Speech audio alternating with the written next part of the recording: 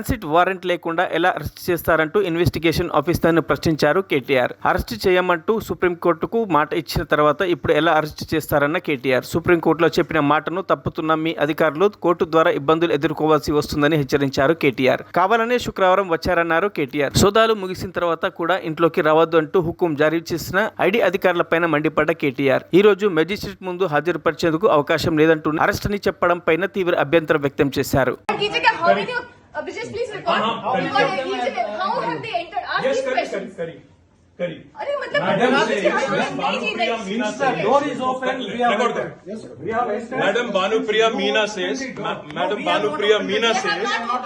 search is over and arrest warrant is produced.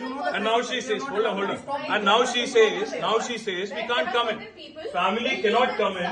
And she also says that she has no transit warrant. She cannot produce before a magistrate, but she wants to make a case. Listen, you have given an undertaking in Supreme Court, and now you're violating it. You're in serious trouble. You're in serious trouble. You have the legal remedy always available. I'm telling you, you have come here on a Friday.